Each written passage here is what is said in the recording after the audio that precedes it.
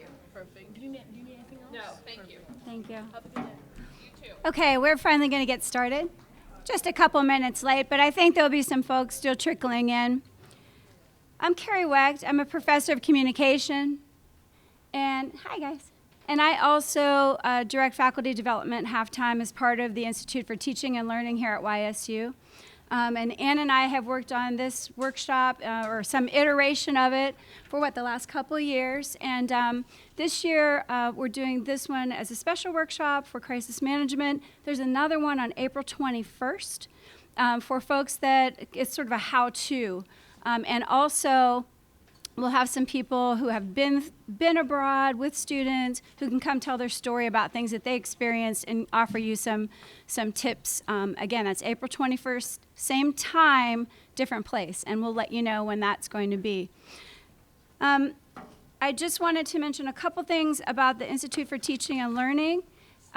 There's a sheet coming around. I don't know if you received it yet. It talks about some of the services we offer and some of the upcoming workshops. I don't know, it looks like that. But a couple things you might be interested in. There's one coming up on March 18th, 1 o'clock. There'll be a note coming out, of course. And it's about competency-based grading. So it's a way of grading without worrying about points, but rather main competencies that you want students to achieve throughout your course. It's a really different way of grading, and you might find that really interesting. So students aren't gaming the system with points. So that's coming up. And then also we're doing how to evaluate student speeches. That's coming up in March as well. So that might be something that you'd be interested in too.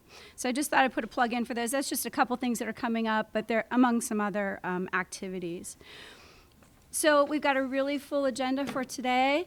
I'm really looking forward to this, and I hope you get a lot out of it. I just want you to know that you'll be getting a certificate of completion from us after the workshop is over, and there'll be a feedback form for you to respond to with any suggestions that you think might make this better. And also, just in terms of the ITL, we welcome your ideas for any workshops that you think would be useful for faculty development or professional development of any kind. So thank you for your attention. I also wanted to mention one other thing, and that is just generally, if you have a skill that you can share with a workshop too, please reach out to us for that as well, and we can get you on the schedule. So with that, am I turning it over to you or Nate? Okay, so Nate is next on our agenda, and I will turn it over to you. Thank you. Thank you, Carrie. And I want to thank Carrie and who is the Director of Faculty Development, also Ann Gardner, who is the Assistant Director for Study Abroad, for helping to put this together. Also want to thank the presenters tonight, Officer Rogner, who is Campus Safety and Emergency Management Officer here at YSU. Thank you for showing up.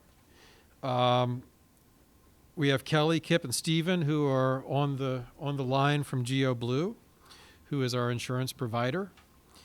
And also Molly, who's the Director of Equal Opportunity. You're here somewhere. I don't think. Hi, Molly. Thank you and we appreciate your time. I know that 4 to 7 is kind of challenging and outside of our normal work hours, but we're going to try to make this very interesting and very useful, and also very efficient. And hopefully, we can be done at 6:55 instead of 7. So, and then finally, thank you to all you faculty too. I mean, you're the whole reason why we're here, and of course the reason why we're here are the students, but you have gone above and beyond and really planned a series of activities that is not part of your job description. You've gone way beyond what you have to do, and the institution and your students really appreciate that. So thank you. Now, I want to make a couple points. I mean, the first is that I don't know if any of you know this, but we have 23 this budget year. If you look at summer and fall and spring, we'll have 23 faculty-led field courses departing within this budget year. And if it doesn't take, if you don't have to go back too far, 5 years ago we had a fraction of that number, probably 7 or 8 that were being offered on a routine basis. And so, thanks to the hard work of the faculty, the interest in study abroad has grown rapidly.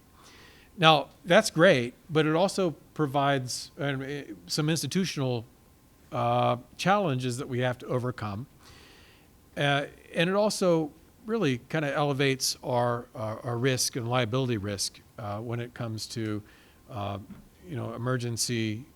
potential emergencies overseas.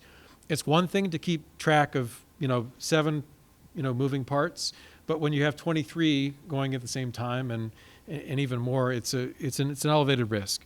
So we have really started about 3 years ago to put together a series of protocols, upfront and approvals, but also procedures on the back end while you're overseas.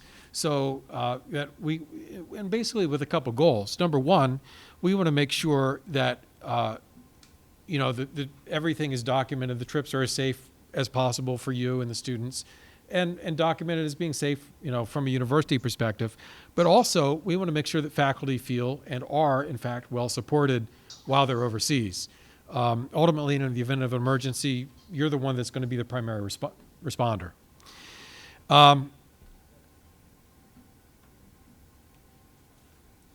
So let's move on and talk about the elephant in the room. And I'm going to take an aside before we get into our main topic and talk about the coronavirus. And because really that's hanging over everything that we're doing. And I'm sure that you're watching the news every day and how this is developing. And certainly it's very concerning.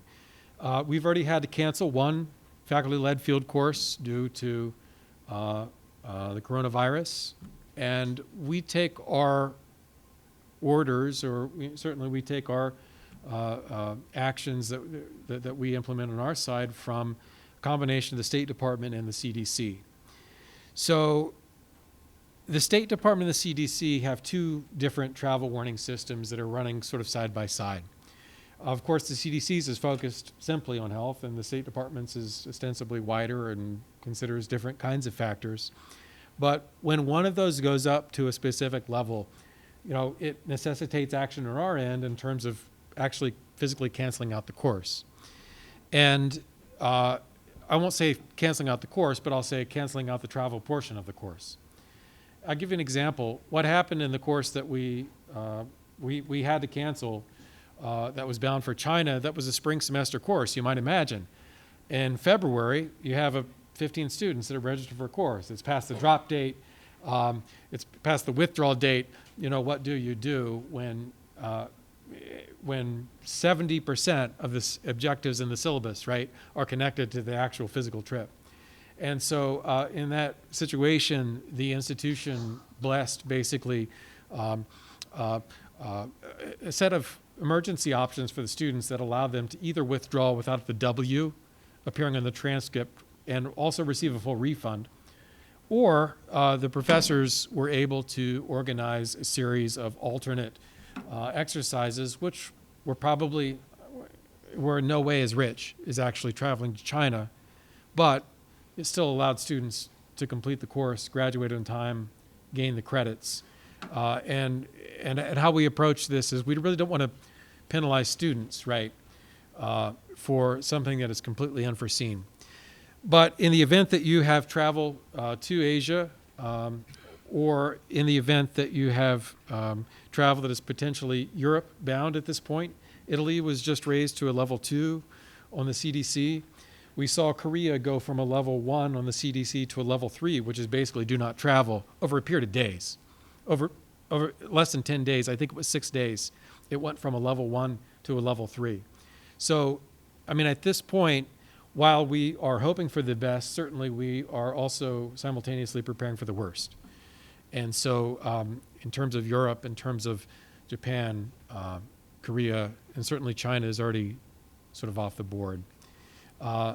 We did notice that we do have a trip that's Rwanda bound that is transferring in Belgium with open borders in the EU. We just don't know. The situation is developing, right, every day. We are in contact with the local health commissioner, who's in contact with state and federal authorities. So, as soon as we hear something, you'll hear something, and certainly you'll be well supported. So together, we're going to get through it, and we'll be on top of it. So at this point, we have Another speaker. another speaker who is Molly O'Malley. Molly O'Malley, Director of Equal Opportunity in Title IX. Thank you. There's the clicker. Clicker, thank you. Hello, everyone. How are you all today? Good. Oh, there we go.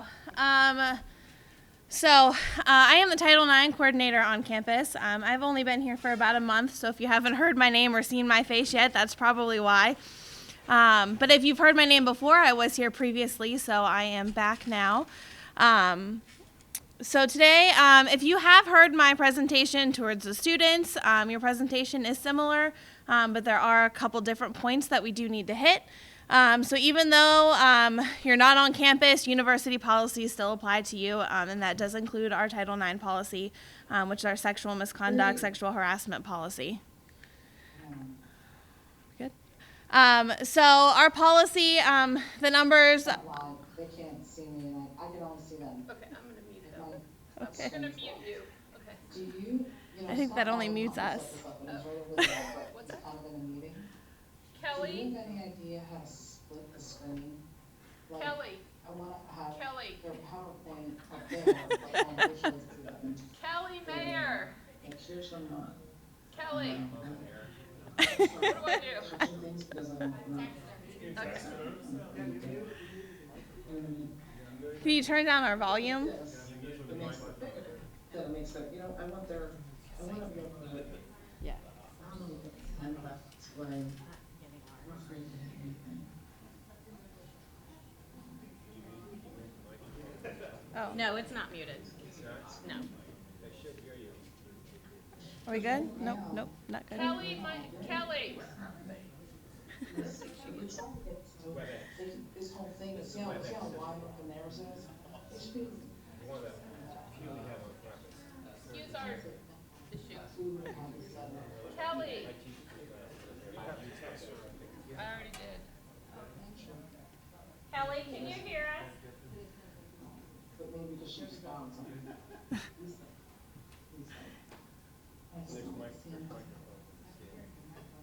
Eventually, there's a way, it just hasn't come out yet that we.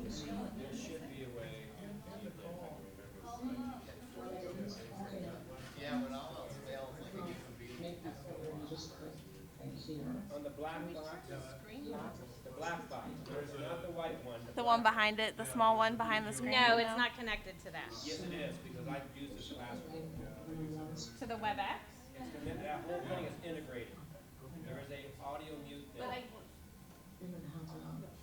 But then you're not gonna miss the recording. If you mute the whole room. Well, you wanna hear this through your presentation?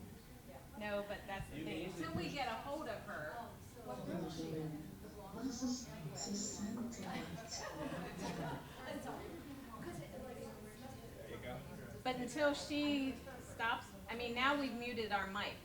Right, So we can't continue recording our presentation. that microphone, This one is, right. No, I understand that, but they're also recording it here. they're recorded there. Yes. Yeah, see, it didn't. Can we turn it on, like, and invite her, like, and then she'll see us, and then we'll, can she see us right now? She should be able to see us, but she has her camera, she's not, I'm guessing she's not looking at her computer.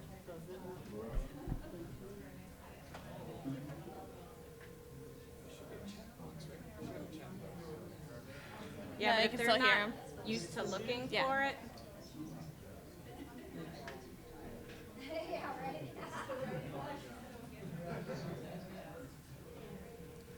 Is that She was Kelly? so quiet. Yeah, it's Yeah. Kelly talking.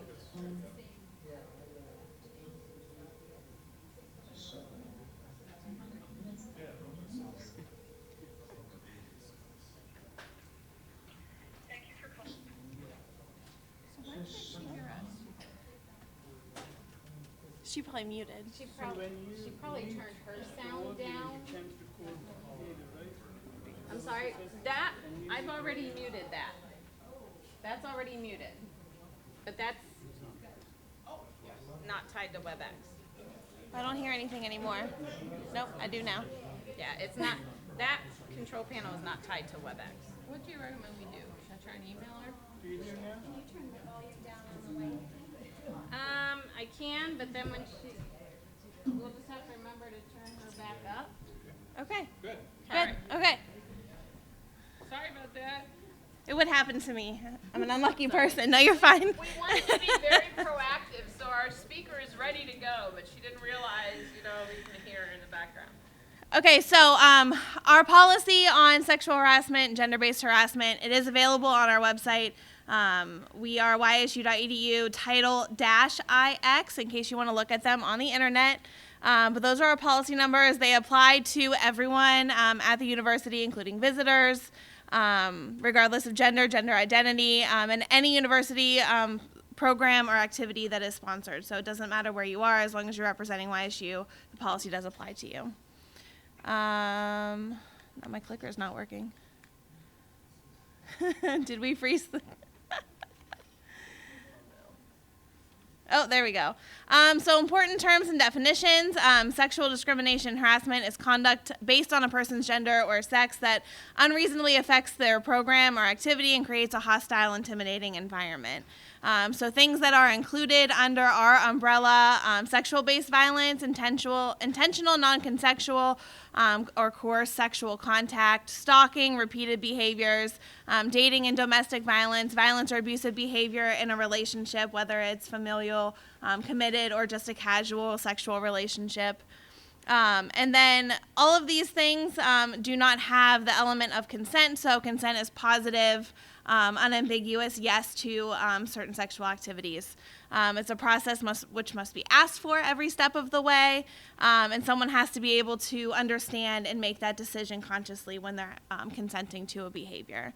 So under the power dynamic, our policy states that teachers, coaches, supervisees are prohibited from having relationships with our students. So just making sure that's in there. So reporting and confidentiality, anything that happens on your trip that would fall under our umbrella, you are considered a reasonable employee. So you have supervision over our students. So that means if something happens on your trip, you have to report it to our office.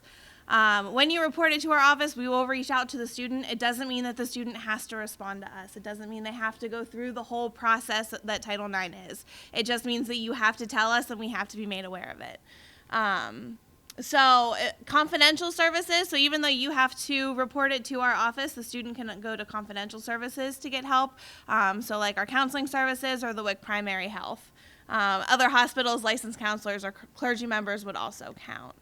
And then there's our location. We are in Todd Hall on the 3rd floor, all the way back in the corner past HR.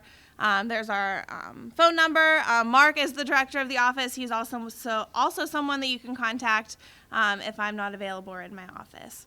So is there any questions about Title IX? Okay, good. Enjoy your trips. Thank you.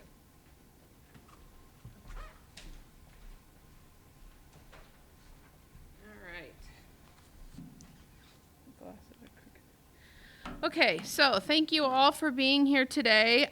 In your red packets, there is a piece of paper that says GeoBlue Crisis Scenarios Abroad. This is the information that I've given to our insurer, GeoBlue, and these are the scenarios we're going to talk about. So let me give you a little bit of background on how we got to do this. You know, we have this insurance, but you know, exactly how is it going to work in a different situation? What services are they going to cover?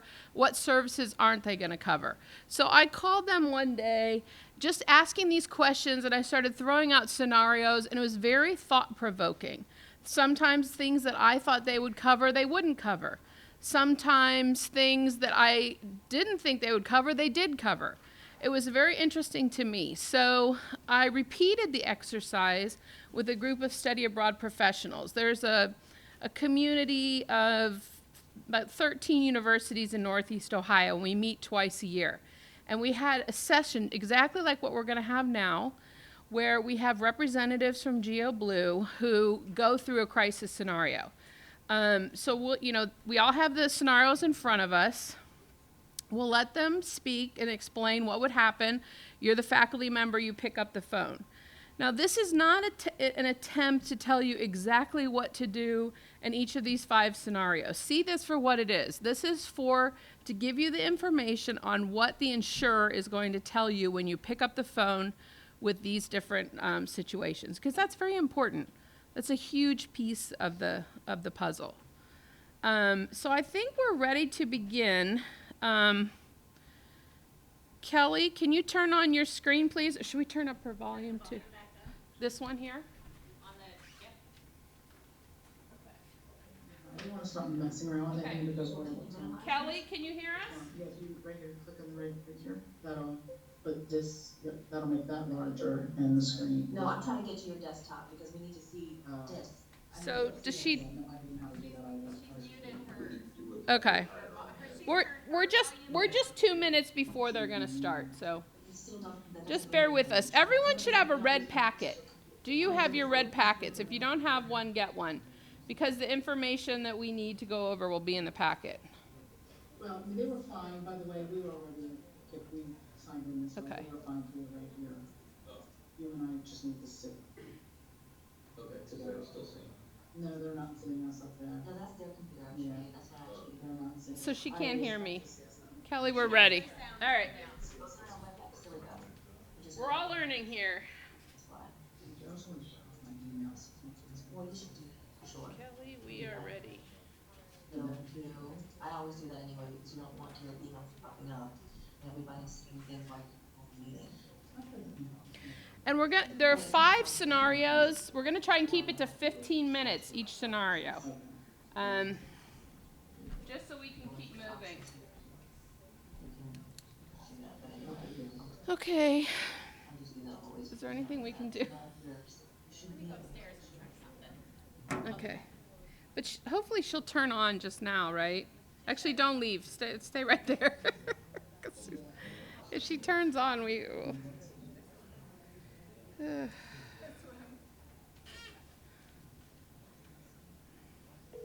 So she has control over her own screen and she's turned it off. Okay. I don't think she has her cell on her because I keep calling her. Are you done with your PowerPoint? No. No. It goes on the whole time. Okay. All right, then I don't want to mess with Yeah. I don't think she has her cell phone on. Ugh, what a mess. Thank you for calling GeoBlue.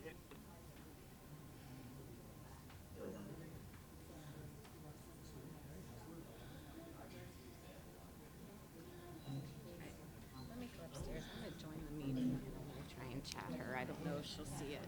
Okay. Don't you think she'll come on now? I mean, because now's the time we're supposed to start.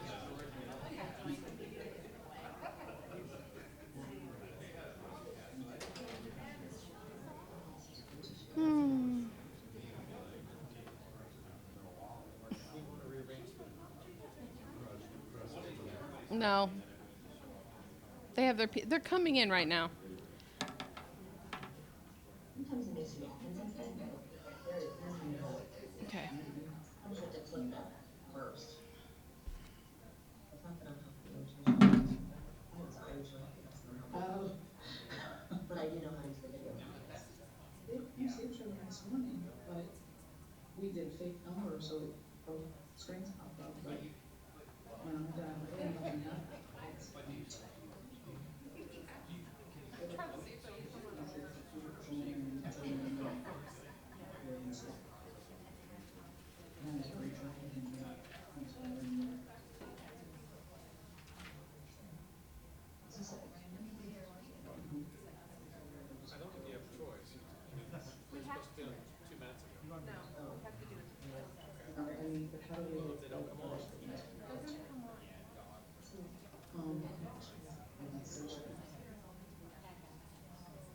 So, we're just gonna unmute this. And? Yes. Hello. Yay, we're ready. Hi. Okay. Can you hear me okay?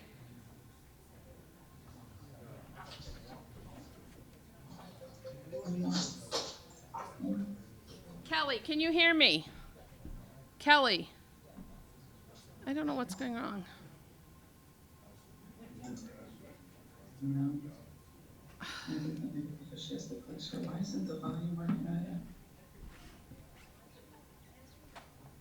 They must not like me. We were on a minute ago. No, this is, yeah. That's why I said you and I need to. Make sure you can. Yeah. That's not a bad idea. This is ridiculous.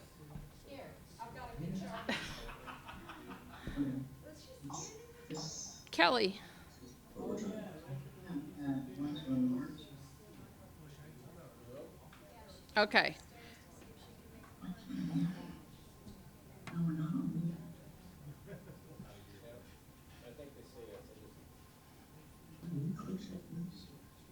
no.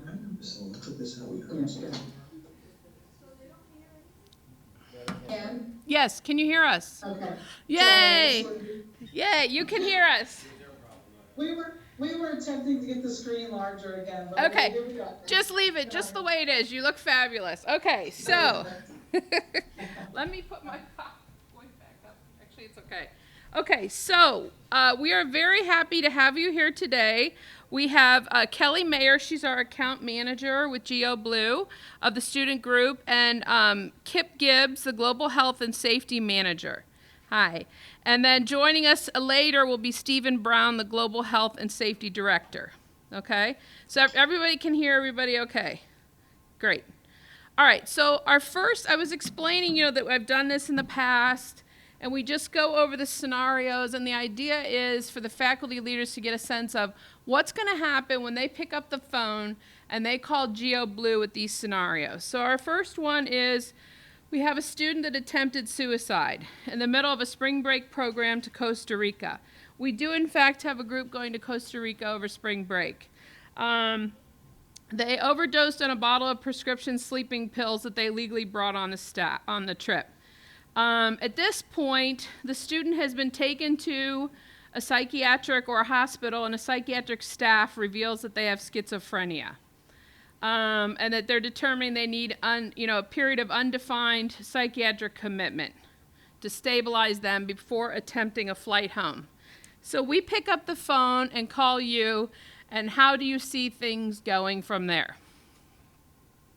Okay, so what would happen at that point is we would do pretty much basic intake. We're a 24-hour center.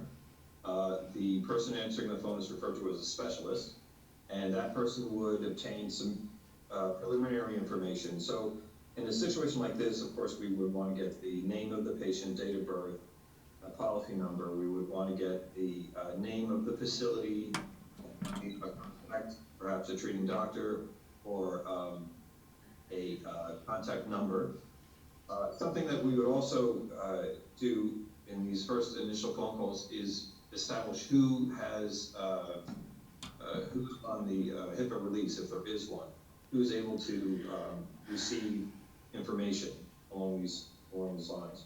I wanted to mention that I think I noticed in some of the paperwork, and correct me if I'm wrong, that Youngstown does have a pre-release of HIPAA release forms for the students. Am I correct? Yes. So when I go to the pre-departure orientations, I'm bringing a HIPAA release form. And on that form, I ask the students to share information. And these are the words I write. Any medical or mental health incident arising in Costa Rica.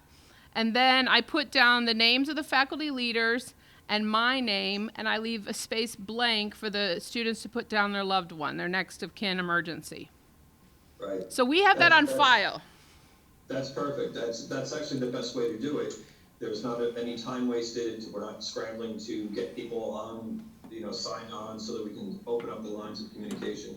In the world of HIPAA, we can receive anything you give us as far as information, but we can't sort of give back anything that we know. So it is good that, I'm glad to hear actually that you've got that in place. That applies to the program directors, it applies to the parents, frankly, everybody, so good. So assuming that that's in place, we would then establish contact with that facility. We have a medical unit here. who would have those communications with the treating team, get medical records and examine them, review them, find out what kind of treatment's being given, roughly, if the treatment's appropriate, because, you know, if it's not, we would have look into another scenario, which would potentially be a situation, but that the treatment is appropriate. Then we would find out at what point the student would be fit for travel, and at this time find out if he or she is still capable of maintaining or finishing the program. If it turns out that those are not possible, and the patient does eventually become fit for travel, then we would put that travel plan together.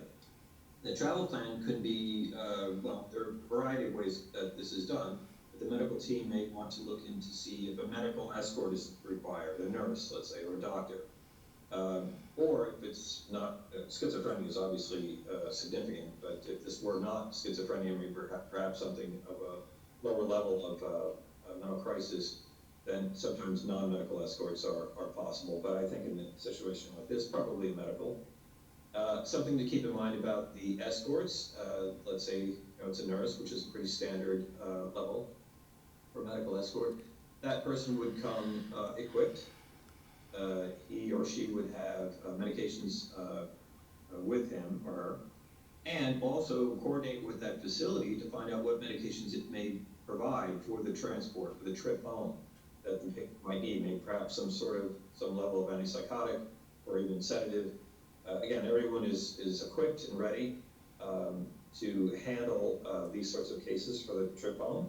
Generally speaking, once discharged and ready for discharge, a mental health case, generally they go by commercial airlines, which is good because those modes are more available and easier and frankly far more comfortable than alternatives such as, let's say, I think that the other thing I should mention to you is that the medical escorts handle everything. Wheelchair assistance if it's needed, assist with the luggage, the seating, in the case like that, wouldn't apply, but even if oxygen were needed, all those sorts of things are handled by the escort. Okay, so would this be a situation where you would fly over a family member to be at the bedside? I know we have a provision in the policy for that. Like if they're there, let's say 2 weeks. Yeah, so in fact, if it's provided for in the policy, by all means, that would be something that we would do. Usually it's 2 weeks of inpatient stay or an anticipated stay for that long. If we know that that's going to be the case, or for us to be notified about that so we can, perhaps coordinate that. Sometimes the family likes to go back with the patient. Mm-hmm. Okay. Does anyone have any questions? Oh, I'm sorry. And okay. Just one thing I wanted to mention too. There is post-departure trip interruption clause in the policy. And it's a very quick one. I just wanted to read it because it does pertain to, or could pertain to a situation like this. And it says, if due to covered illness or injury, which is so disabling as to cause a reasonable person to determine that they cannot continue their trip, or if an academic program cannot continue the program, we will pay for your return home from your current location outside the United States. Your return home will be via the most direct and economical means, less any refundable return ticket fees available to you.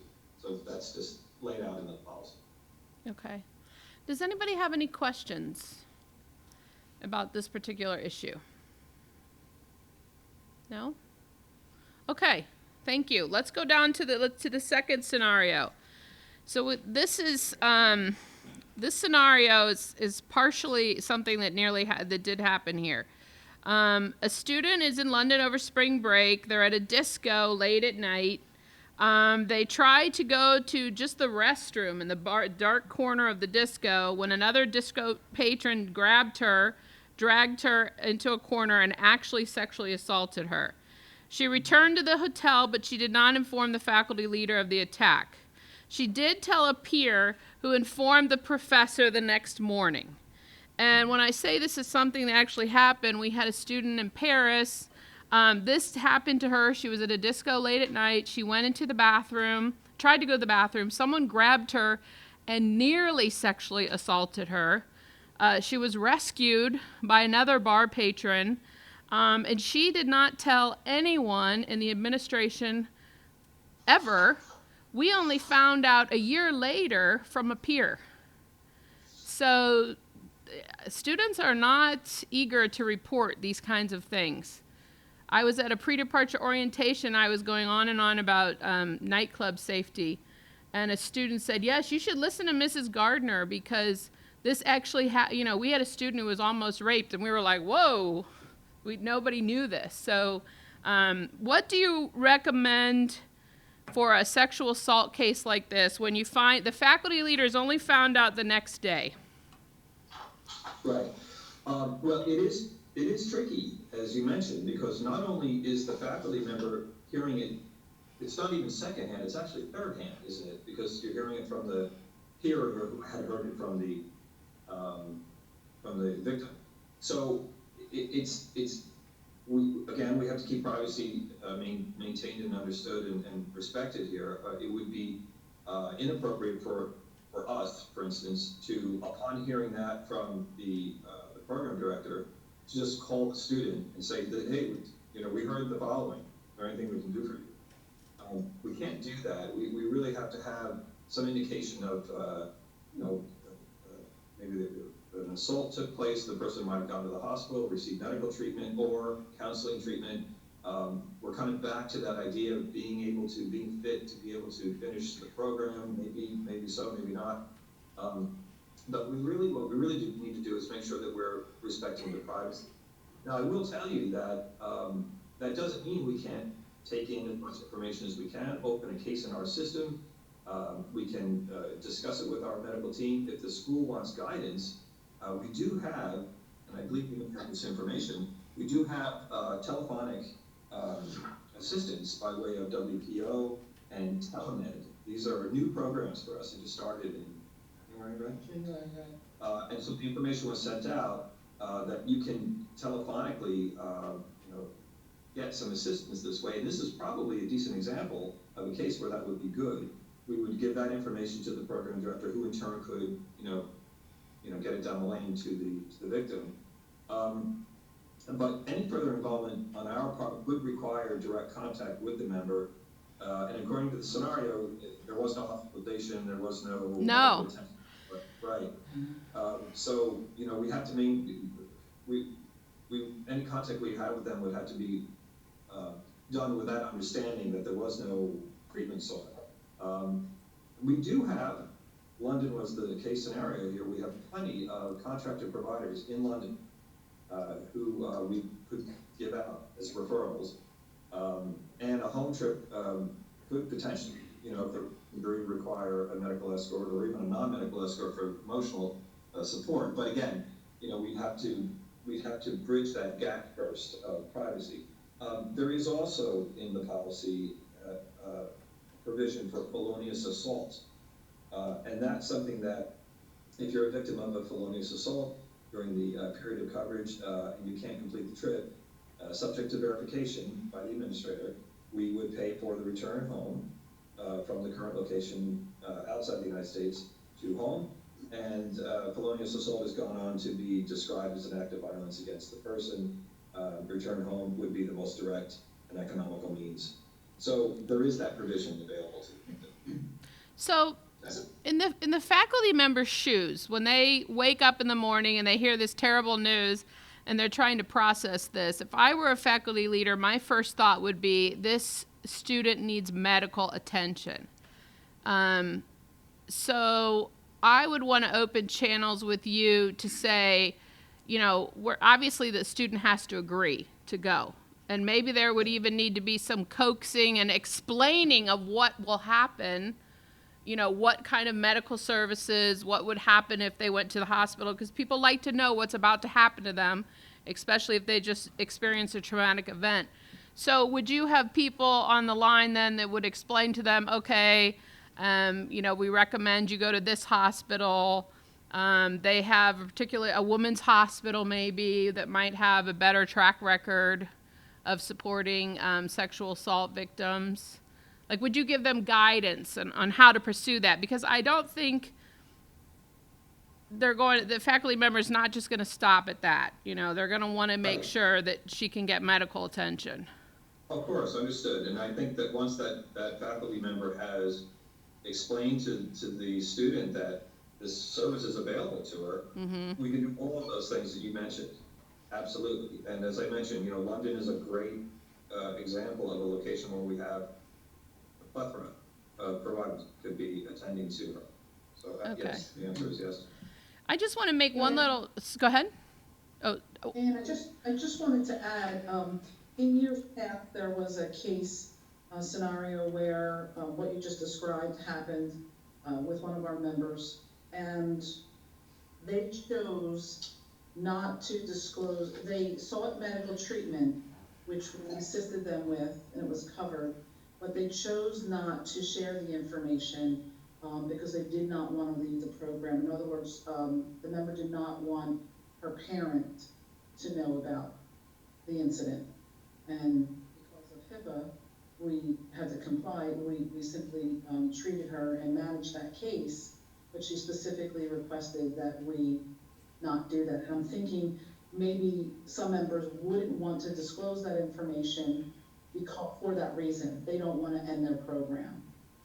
So I think as long as you're aware, or the faculty are aware, that if the member does not want that information disclosed, it's not disclosed, it's discretionary on our part. I missed the very beginning there. Did you say that actually happened here? Or is this just another hypothetical? It's not at YSU. Okay, okay. Sorry. It's an actual case.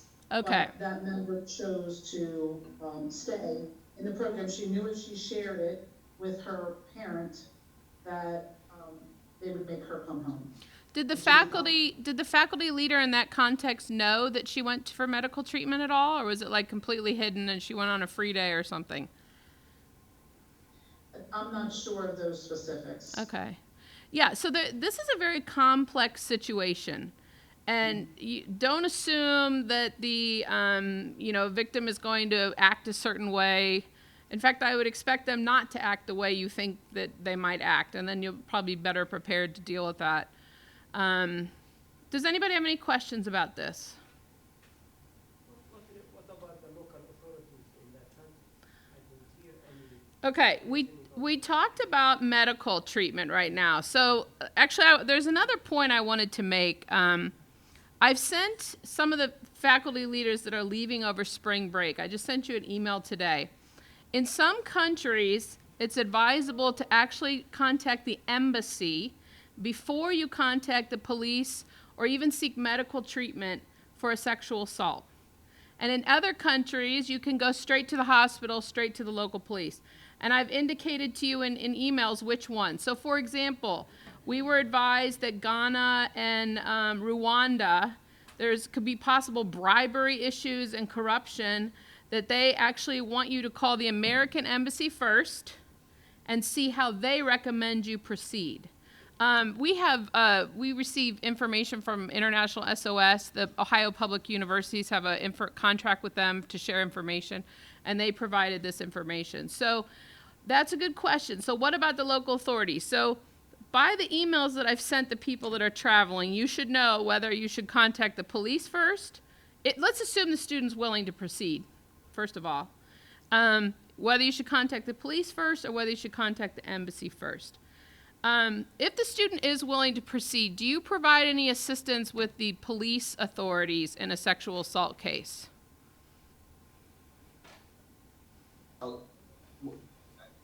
Once again, not to beat a dead horse, but it does come down to what we're permitted to divulge. We're really not the resource for the information. I think the resource is really going to be there locally. And we would only share what we would be permitted to share in those cases.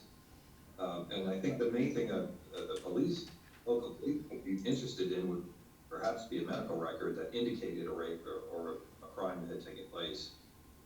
And that would be something that would be done on the local level. We would have to have express permission to share something. So typically you don't intervene with the local police in a sexual assault case? No, and in fact what we would typically do is encourage the facility to make that report. Okay. And I'm glad you pointed out that there could be different protocol in different places. A crime like this can be viewed differently depending on where you are in the world. So it's not a bad idea to really consult with the embassy in some places to make sure that going the police route is in fact the right way to do it. Okay, go ahead, Krishana. So in terms of like sexual assault and like the different areas, like for faculty leaders, kind of like what is are we just looking for medical? Because like in the U.S., like sexual assault is usually determined by the prosecutors, right? Like somebody might say this happened and then you have proof this happened. So in other countries, when you're saying somebody's saying or not saying, are we just trying to make sure that they get the medical treatment that they need? And depending on the type of assault, because we have varying degrees, like what does that consist of, right? Like if it's a full-on rape, then maybe there's like a rape kit or a morning after pill. If it's like, you know, if it's groping or inappropriate touching or something like that, then it might be something that's more emotionally traumatizing, but not as much physically traumatizing. So I'm just trying to figure out, because if we're leaving in, let's say this happens 5 days in, and we're leaving in 5 days, what help could we be? I don't know how local police prosecute, but what help could we be if we're coming back to the U.S. And prosecuting, or you know, we know most sexual assault cases over here don't even go to trial. Yeah. Can you? So I'm just trying to figure out what is for our students' sake, for efficiency's sake, for the insurance sake. What should we like? How should we handle that situation? Okay, can you hear that question? Did you hear that question? Okay. Yeah. I would just, from my perspective, the most important thing is to get the student medical attention. And, you know, depending on whether you can go straight to the hospital, you have to call the embassy first. Even if the student goes straight to the hospital, you still want to involve the embassy, because they do know all the laws and how they prosecute in that country. So, you know, medical is important, and that involves the insurer. You know, that you know, just like when you walk into a hospital here after an incident, it's going to be the medical staff, basically, that's determining what tests the student might be willing to be subjected to or not. I mean, there's that whole issue. Now, in terms of prosecuting, it would be a project. I mean, that you would definitely alert the State Department. I don't know what the plans are, if they would fly this person back over as a witness. That's far down the line. But I think the important thing is to see what the student's willing to do, encourage them to get medical attention. Very important that they get medical and psychological counseling, you know. And then, you know, the police, pursuing it with the police, it's going to have to be up to the student, you know, and advice from the embassy. So if this were the case, we would probably want to seek medical first before contacting embassy and police. I believe so. I mean, Which I- That's what I would say. and then you said as well that there is the trip interruption insurance, that if, you know, if the student is unwilling and unable to carry on with this program, they could go home, even if maybe an escort is needed. What would be the protocol for flying them home? So this is it's referred to as transportation due to felonious assault. Okay. And there would be we would pay for the return. It would be the policy does indicate subject to verification by the administrator. So we would need some evidence of something having happened, and what I mean by that is probably a police record or some report from a hospital indicating that there was an assault. And then, as I said, once that criteria is met, yes, by all means, we would get someone home, and that would be the end of it. I think the main theme in this particular scenario really is to try to get the student to get herself seen by a physician. That would be the main goal. Go ahead. And or counselor. Yes.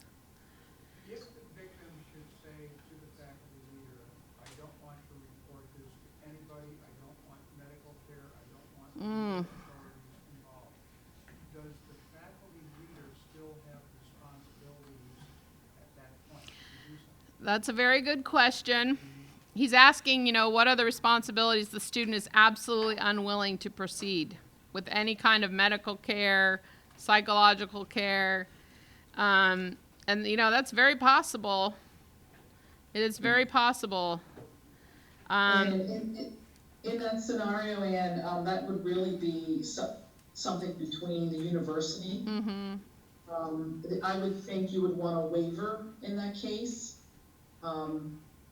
If they absolutely refuse care at the university's advice or the faculty leader's advice, you would want documentation that they denied coverage. Yeah, did everything in your power to get them coverage. You can't force them No. to go to, yeah. No, I think that's a good idea. That would be a terrible situation, but it could occur. And, you cannot force someone to get treatment if they don't want it. They're adults. They have rights. But I like the idea of explaining options. We definitely would spend a lot of time educating the student on options, what would happen. I think sometimes maybe the fear of the unknown would prevent someone. So our duty in that case would be to educate, and share every resource possible. And then we... Right. Go ahead. Right, again, and I think, I can't imagine why anyone wouldn't want treatment other than their fear of someone knowing, and most likely a parent. Yeah. Or the school, or anyone at school. So if they're informed that this could be confidential, meaning that they can seek treatment or have someone at GeoBlue manage the care, and due to HIPAA, it would be in confidence if that's what they wanted. Yeah, that would... I mean, we have... I'm sorry, I think it's also important for faculty and staff to know that, not the best case scenario, because you would want to know what's happening, but if they were to contact us without contacting you, it would be in confidence. And I think it's important for you to share that with them versus them denying care or the fear of school, faculty and staff, or other students knowing about it. Okay. Any more questions on this topic? Go ahead.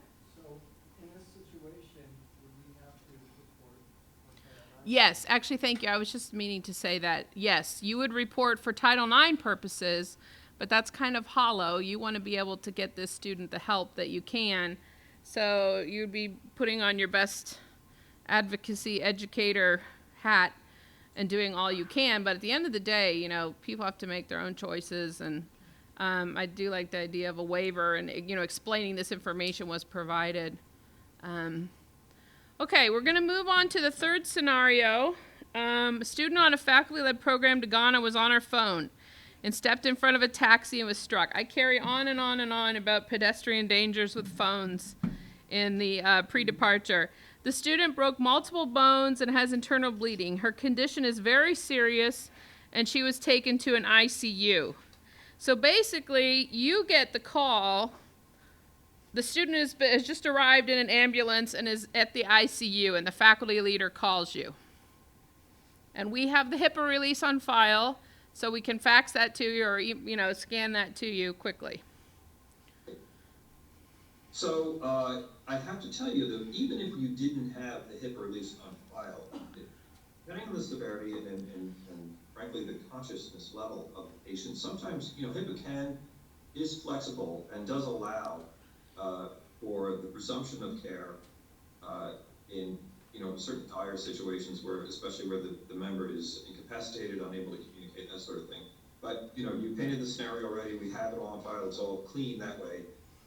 This is a pretty typical sort of case where we would begin by medically monitoring. So we would get that information, gather information about the patient's current medical condition, and look to see what quality resources there are available. This person was taken to an ICU, but that doesn't necessarily mean that it's addressing the patient adequately. But let's say for the sake of argument that it's not. Well, in that situation, we would once again gather information, get medical record, establish ourselves with the facility, and then when we've determined that the patient really is going to have to leave that area because the care is not up to standard, we would determine what the closest center of medical excellence would be that would be able to address the medical need. It doesn't mean home necessarily. What it means is the closest. And with Ghana being the example, you could be looking at Nairobi or potentially the UK. There's American Hospital in Paris. So there are other options that are outside the region that you might entertain bringing that patient to. And I'll tell you that what we're sort of discussing here is evacuation. The other case was repatriation, bringing someone home. Here we're taking someone and evacuating them, taking them from an inadequate location and bringing them to a location that can address their medical needs. So we would do a number of things. We would speak with the treating doctors. Our medical unit would do that. Get whatever information we can about potential companions that might be with the student that may want to go with her or him. It was a and find out if, or she rather, find out if there was someone who would accompany her. Evacuations by definition mean that a medical escort would go. So we have to figure out what the composition of that crew, that air ambulance crew that would go. Would it be a nurse, a doctor, a respiratory therapist? Depends on the injuries and the severity.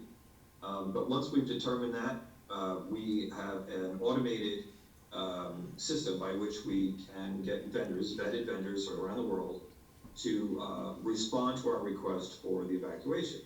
So it's a very quick process.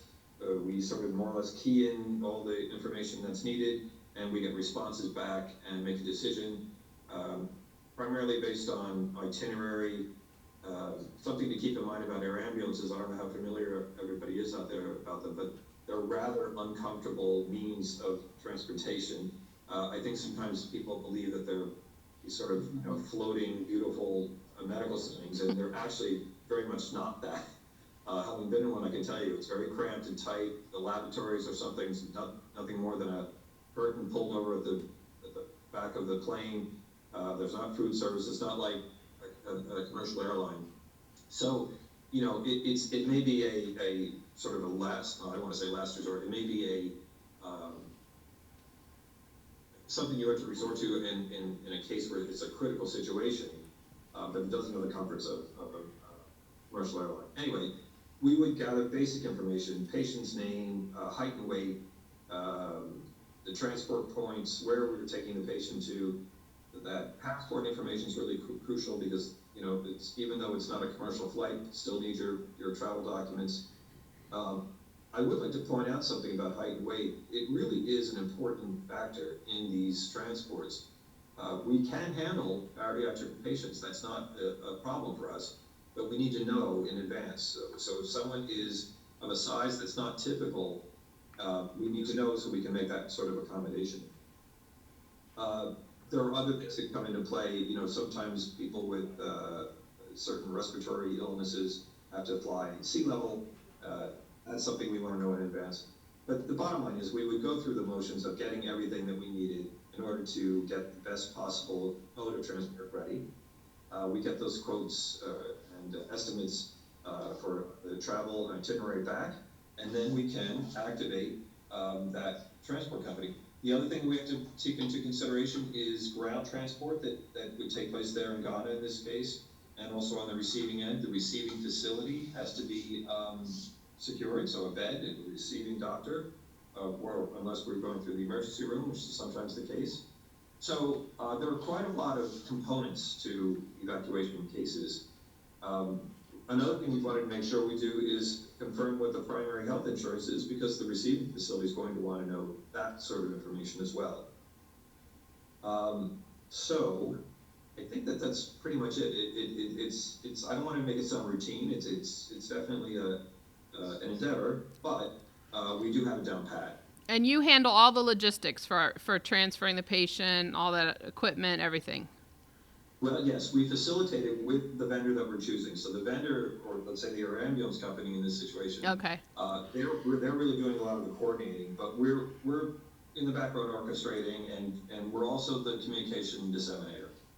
I remember when I first started, I called and I was asking about examples, and they were telling me about a girl in Kenya was on a stove that exploded, and had severe burns, and she was life flighted or medical evacuation to South Africa, which had the absolute best burn unit on the continent. So so this might be a dumb question, but there's a lot of problems in the U.S. You could be run over on the street, an ambulance picks you up, they take you to a hospital, and it's not one covered by your insurance. You can read about these stories all the time, and people are like shaking their heads like, I was unconscious. I didn't, come to this hospital. And now you're sending me a, $100,000 bill. Do we have to worry about any of that? Like any kind of preferred hospitals, network hospitals, out-of-network hospitals? Well, in this scenario, we don't know where the patient went. So there was potential that she could have gone to a hospital that is not contracted with us. We also have a term, a notable facility that may not be contracted with us, but cooperates with us and has in the past, for instance, accepted direct payment. Oh, God. That was a timer, So- sorry. Oh, am I over time? I'm No, sorry. no, you're not, sorry. So the answer to your question is yes, it is something we have to think about and consider. There are places in the world, hospitals out there, that will not release a patient until the bill has been settled, or at least there's some payment arrangement that's been agreed upon. So, in our contracted and notable examples, we don't really have problems like that because they know us and it all works. In a case where it's a facility that is unknown to everybody, what we'll do is get in there, explain who we are, explain that the student has good insurance, and see what we can do about getting potentially some direct payment arrangement, or if it comes to it, a pay and claim arrangement, so that we can in fact move that patient out. Okay. So for our intents and purposes, we do not need to worry about whether that ambulance is taking the student, maybe without our knowledge about what's a network or non-network hospital. You're saying you'll figure it out after the student arrives. What I'm saying is we'll look into it. It doesn't necessarily mean that we'll be able to arrange direct payment. There are going to be facilities, and there are out there, who will simply say, I don't care who you are, I want the money up front. And until I don't release the passport, I don't release the patient. That is a reality. But what I'm getting at is that we know this, and so what we'll do is get in, explain everything to the best of our ability to try to get them to cooperate. But we can't promise that every hospital around the world will cooperate. In fact, I can tell you that some simply will not. So it could be pay and claim. Okay. Does anybody have any more questions on this scenario? Go ahead, Max. I might be getting confused. I've done a lot of work with the State Department. They've had insurance on me when I go overseas. Does your services also include flying a family member over if it's an extensive stay? We do have and that would be written in the policy too. The patient has to be anticipated or have stayed a certain amount of time. I don't want to take the time to go through it. I actually have it in print here rather than on my screen, but you'd have to look at the policy stipulations. But we can make those arrangements for a loved one to be bedside. I believe it was 3 days, but I'd have to, the patient has to be expected to remain in the hospital for 3 days or more, and then they would consider, but I'd have to double check that. It's typically 3 days, but contractually it changed. Yeah, they kind of vary. I have to go through it to see. But there is a provision for that, and it basically It's 3 days, actually. Okay, so it only covers their airfare, right? Okay, for that family member, but at least the student would have their loved one sitting next to them, holding their hand, helping guide the medical treatment and advocating for them. Go ahead. It's a very quick blurb I can read to you. It says, if we determine that you're expected to require hospitalization in excess of 3 days at the location to which you are to be evacuated, an economy round-trip airfare will be provided to place of hospitalization for individual chosen by you. Great. Okay, go ahead, Krishana. What if it's one of those, so in Ghana, you have to have yellow fever and you have to have a visa. So what if it's one of those countries Yeah. they can't get into because they don't have a visa or the vaccine? That's going to be a problem. So we have a lot of first-generation college students here that have never traveled. Their parents have never traveled. They likely don't have passports. They certainly won't have a yellow fever vaccination. for the students going to Ghana. So that's going to be problematic. I don't know if you'd be flying me over to sit by the bedside because I have yellow fever and I have a passport, and I don't know. Well, of course, naturally, we have to, naturally, we have to work within the law. Yeah. Yes, one does for a passport to travel internationally, there's no getting around that. So, if someone wanted to come and doesn't have that documentation, you can apply for an emergency passport. And they expedite the passport process. You have to demonstrate that there's a need, but that there is such a program. Yeah. We'd have to look into that.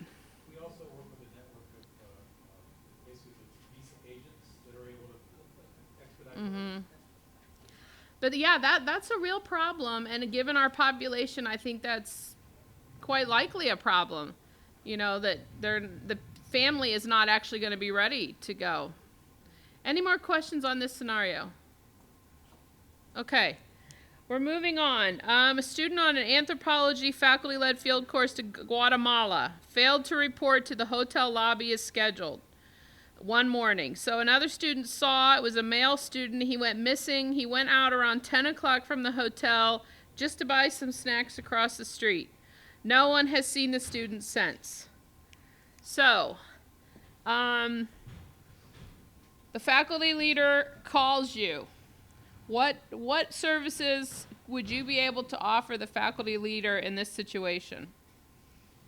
So this is an unusual turn of events. We don't have a patient or a body, frankly, in this situation. So, in theory, there are quite a few things that we could do if the member surfaces. But I will tell you that at the very least, if we were to get a call like this, we could make some courtesy phone calls to, 3 to 5 local facilities to see if if this person has become an admitted patient. For all we know, this could be someone who shows up as a John Doe, or, worst case scenario is at a morgue at a hospital and they have the identification, but we can do that. But outside of that, there's not, there's no actual patient or member. I think this might be the extent of what we can do until such time that the person sort of shows up. Yeah, I recall this from a prior call. So we could expect you to help us call hospitals and call morgues, basically. That's right. Would you provide like an interpreter or something if they needed to go to the local police station, to file a report? Do you do anything with language services when they have to interact with the local police? Oh, okay, my apologies. So we can, we do have access to a telephonic interpretation service. So yes, that's something, if you were interested, we could sort of do a pass through and do something like that. Again, I kind of wrestled with this one a little bit because I think we're all very limited in what we could do in a situation like this. We just lend a hand is sort of how Okay. It's quite a difficult situation even in the U.S. If someone goes missing, you're basically spending all of your time with the police department. We could think about hiring an attorney to represent YSU, to liaise with the police department, give information. But this would be, and obviously the embassy would be heavily involved in this one, helping us navigate it. We have had situations where students drank too much and ended up on the couch in the upstairs in the pub owner's apartment and showed up late one morning at 11 a.m. and caused the whole program day to be ruined. And luckily that one had a happy ending. We just had a hungover middle-aged woman, actually. She wasn't even a young student. We had a hungover middle-aged woman and a ruined agenda. But, yeah. Okay. Does anybody have any questions about a missing student? The scenario of a missing student. Let's just hope that doesn't happen. Search first though. Like before you go to the morgue in the hospital, like you just go to the pub. Well, You get a dog and chase down a scent. Like, man, I mean, I'm assuming the faculty leader has gotten the whole group together and said, okay, who last saw, what's that? Yeah, so, you know, the faculty leader has gotten everyone together, and it's like, who last saw John, and, you know, what's happening with John? Yeah. All right, so we're going to move on to the last scenario. We're doing great on time, so we have a lot of time, and this one actually is, of course, the most tragic and difficult scenario, so it's good we have a lot of time left to go over it. So we have a student on a faculty-led program to the Barbados. We have thousands of students that go to the Bahamas, but I couldn't bear to put in the Bahamas here, so I put in Barbados because we did have a group that almost went to Barbados. So they went swimming at night together with a girlfriend. So we actually often have boyfriends and girlfriends that travel together on faculty-led. So when you were talking about there might be another person that wants to go on the evacuation or whatever, it's actually likely. But they didn't tell anyone else they were going. Apparently the student was caught in a riptide. There was nothing she could do. This was an unlifeguarded beach. She ran to get help, and now the student is presumed dead. I mean, the last known person to see him alive saw him go under in a wave at night. So the faculty member calls you now. What happens? So this is a little similar to the one we just talked about, in that there is no member, dead or alive. But if we're going to make an assumption that he's dead and that his body will eventually be discovered, right, then let's refer to this as a return of mortal remains case. Okay. And so what we would do, before the body services, we would explain that this service is in fact available to the program. And what we would do in those situations is work with the local authorities. Local laws differ by country, and we're pretty accustomed to how to handle these pretty delicate situations. There's communication with the family, communication with the school, friends call in, and I will tell you that with all good intention, a lot of people like to get involved in cases like this because they want to participate and they want to do something to help. However, in those cases, what often happens is everyone's got different opinions and everyone's getting information and discussing it and calling back and saying, well, you haven't called me yet, and what's going on here? It's really much better and easier and more efficient to get a single point of contact. That's the first thing I want to put out there, to the extent that we can. In the country, okay. Yeah. Now, that single point of contact can discuss as needed among the peers and the other folks, but it really does make for a far more efficient case flow. The death certificate is sort of the primary document that works in these cases.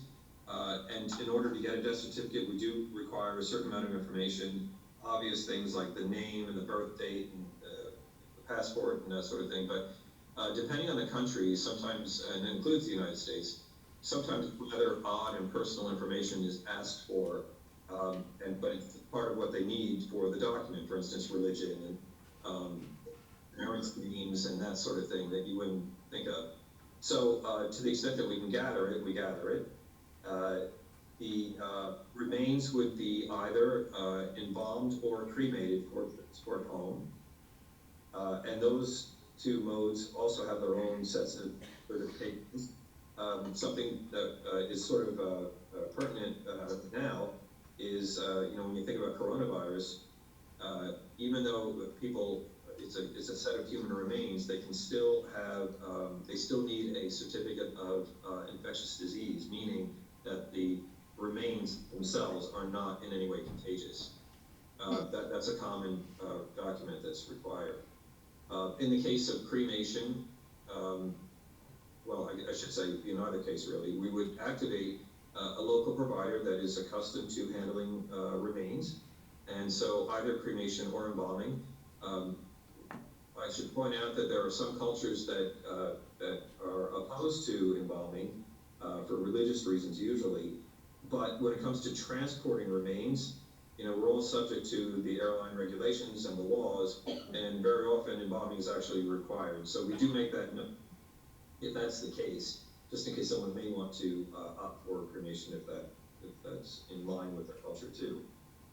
Anyway, the remains are then put into a container, and I mean that almost, I don't mean to sound cold, but it's not a coffin and it's not an urn. It's a true travel container, a basic container for the remains. And the sole purpose of this container is to travel the remains from one point to another.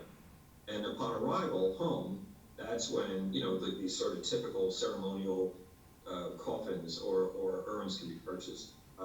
The policy does not cover for funeral or burial or for things that sort of attach to those things, as you might imagine, like I don't know, flowers and makeup and clothing, that sort of thing. That has nothing to do with this. This is strictly getting the remains home. That's the focus. The passport is a crucial document still, even though it's going to be voided, it still has to travel with the remains. And something else I'd like to point out, you know, since we're talking about companions, it's not uncommon for people to want to travel with the remains, and they'll say, okay, I'd like to be on the plane.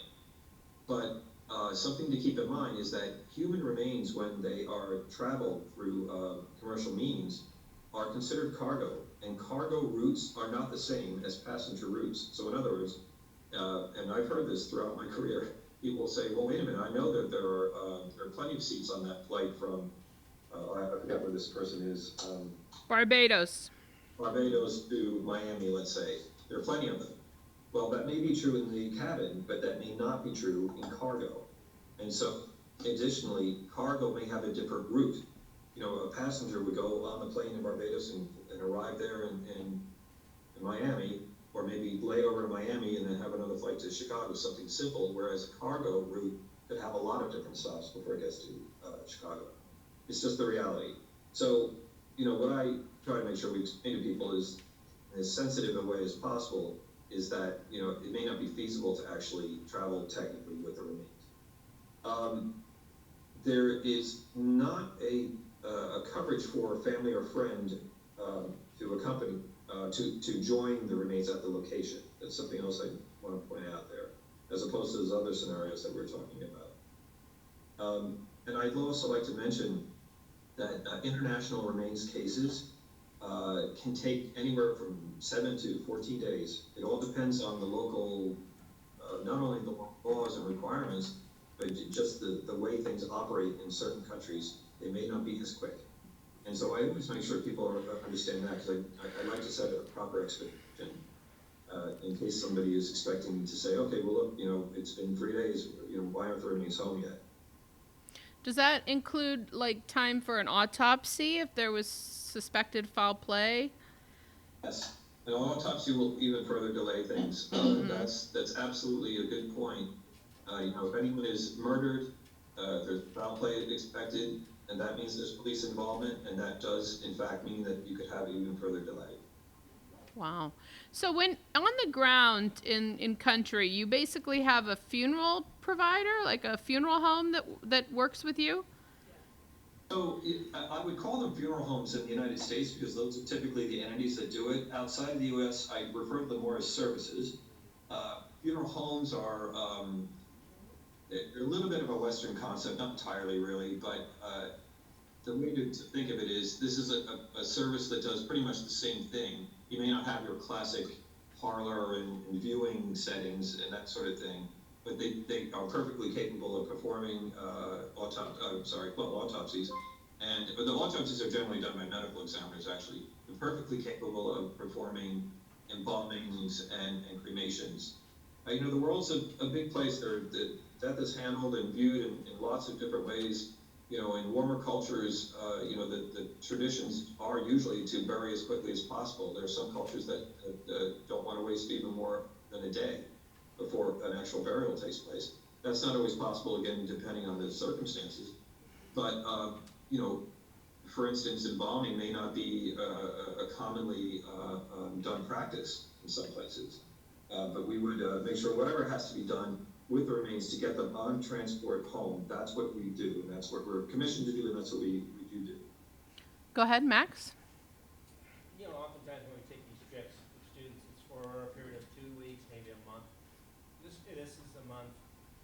body, the person disappears in Barbados that month, in the middle of the month, but the body's not discovered for 6 months. Does your coverage cover that?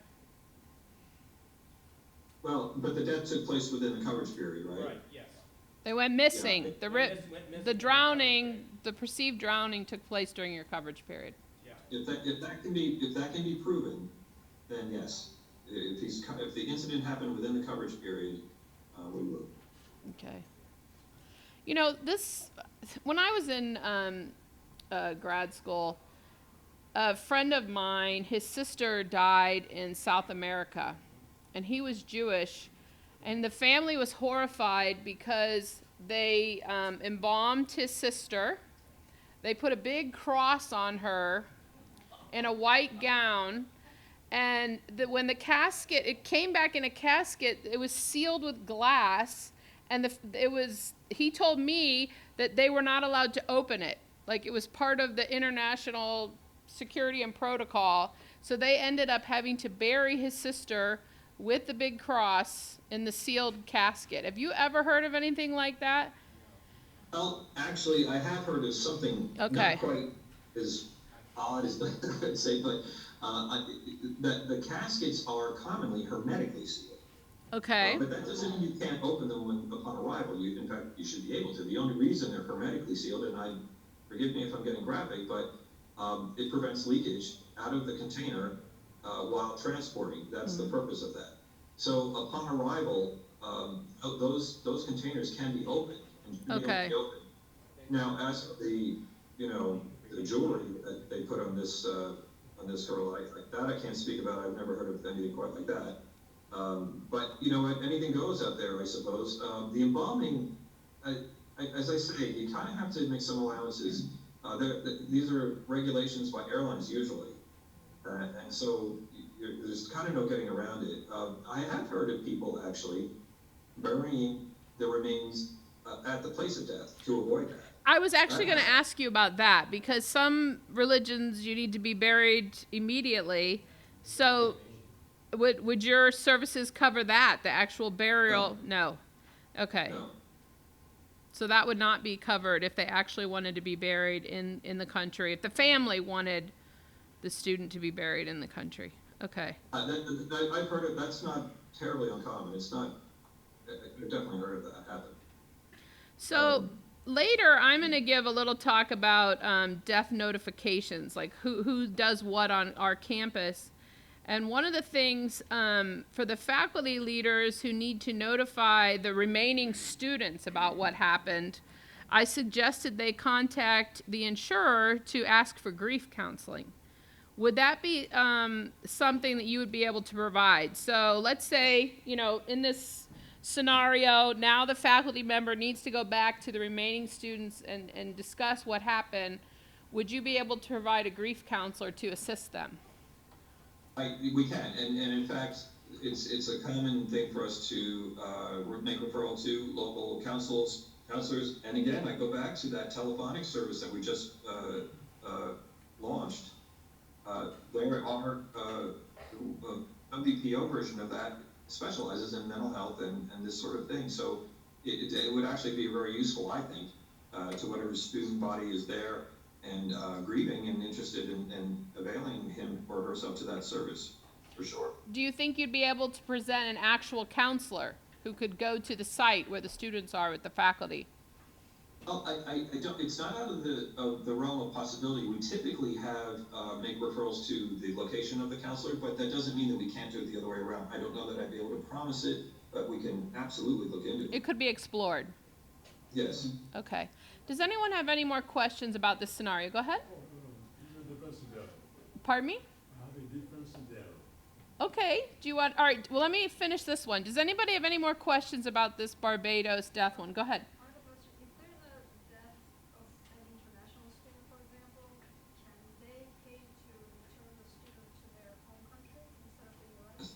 Okay, did you hear that question? Yes. So when it's an international student. It's the home. To the home country. Okay, because, I'm very excited. We have more and more international students joining our faculty-led. So this is a trend that's increasing. So that's good to know. Okay, that's more helpful for the families. Any other questions on repatriation of remains? Anything like that? Okay, we have someone who wanted to ask a different scenario. Why don't you go ahead? Thank you so much. Uh-huh. In case of kidnapping for ransom, what do we do? Oh, okay. We call you and we tell you, this is not on the scenario, but if you could give us any guidance, we'd appreciate it. A kidnap for ransom. You get the call. Okay, so, there are, and I'd have to look through this policy again to see, but we, Yes. okay.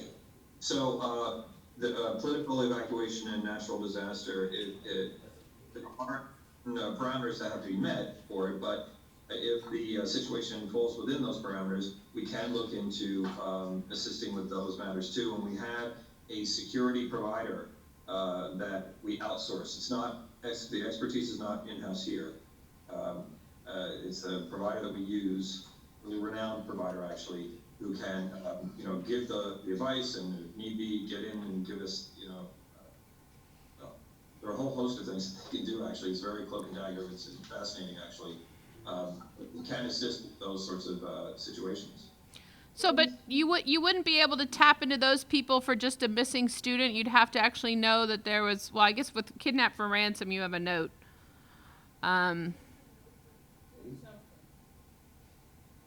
Yeah, Anne? Mm-hmm. I would want to check, in my knowledge, K&R is not covered. Unless it's something that's added to the drum policy, but it's not inclusive of the current drum policy. Or I'd like to check on that. Okay. We didn't give them this scenario, so they didn't have a chance to, Okay. review that. And I guess I'm speaking more generally. There is such a service out there. Okay. I just wasn't sure. I haven't, I didn't commit to memory a lot of the parameters. Right, and that's No. okay. That's And okay. I will follow up, because I think, we may actually do some coordinating efforts, which I think you were referring to, but whether or not it's a covered benefit. So Okay. if I can, I'd like to get back to you on that Okay. one. I don't believe it is. Okay. But I'll find out to what extent, what, can we do anything related to that effort? Does our global health and safety, even in conjunction with DRUM, do any coordination, Mm-hmm. whether it's covered or not, okay? Okay.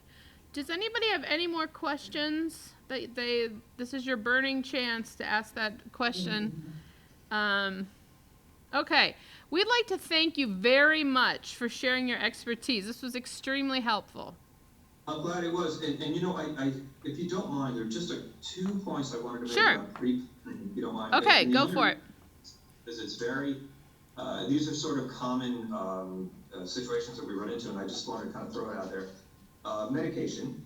So if a student is planning to go abroad and is on a maintenance drug, and I think the one that really comes to mind mostly is these infusions and these sort of or even psychotropics like for AD&D or ADHD, pardon me, or antidepressants, things that the student needs to take on a regular basis, a Crohn's patient, for instance. It's really good to, before the trip takes place, have a discussion with the doctor. In the case of these psychotropics, find out if there are any comparables that the patient can tolerate. When you're on a semester abroad and you're away for months, you may only be able to bring 30 days worth of medication with you. And it's not as if we can't make local referrals to get, a medication, but if that medication is not available in the country you're going to and cannot be shipped into the country you're going to legally, then you may have some trouble. And so it's good for the students. My advice would be to say, look, if you have Crohn's and you're getting infusions and you're going to be away for a year, you need to think that through with your doctor. If you take Ritalin or Adderall and you're going to Italy, it's not there, and I can't send it to you. So find out from your doctor if there's another level of medication to address the need that you can take that can be available to the student there. And if I could add a comment there, this is really important, and we were talking about pre-planning the other day. I'm glad you brought this up, Kip. Again, you want to let the students know that this is information. They can contact us directly in pre-planning. They can enter this information on the GeoBlue student site, or contact Global Health and Safety to disclose this information confidentially versus they may not want to share that with the university. Okay. But it's really important that they share it with us before traveling. Very good points. Very good points. Any, did you say you had a second point? I did, thank you. And the other one has to do with appointments and scheduling of appointments. We can in fact do that. I will tell you though that when people send appointment requests through the app or the website or email, there's a good 24 to 48 hours before an appointment level request would be addressed. So if it's really an emergency, and I say 24 to 48, and think about a weekend or a holiday weekend, if it's truly an emergency, I would encourage the communication to go out to say, get yourself to a clinic, to an emergency room, call us. We can make referrals to emergency rooms and clinics nearby. That's the fastest way to get the care in emergency situations. If it's not an emergency, no problem. You know, you can go ahead and send it in and we'll get back to it. But what I don't want someone to do is say, I'm bleeding out of 8 places and I need an appointment this afternoon on a Friday. And, the next thing you know, we can't call anybody. Because we haven't gotten. So if it's urgent, actually call. Pick up the phone and call. Don't use any of the other methods to communicate. Okay. Please do. All right. Do we have any more questions? No?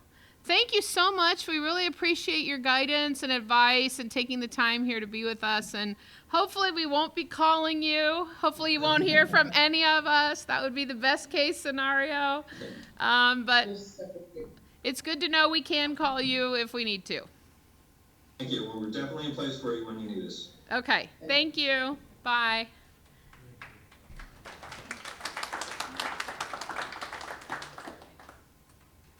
Okay. So that concludes. Okay. No. Okay. That's so funny. Oh, goodness. Okay. So that concludes our session with the insurer. And again, this wasn't intended to answer every question on how to handle every scenario. I just wanted you to hear what they're going to be able to do for you when you pick up that phone. So is dinner ready? They're working on it right now. It looks Okay. like they'll have it in, I would say, maybe 5 or 10 minutes. So there's time for a bio break, text break. Yeah. And then dinner should be served. Our plan is we just have a short window of time Yeah. to grab something to eat. So take your break, grab some food, and then we'll just bring our food back in here to. And we'll start again at 6. Okay, thank you.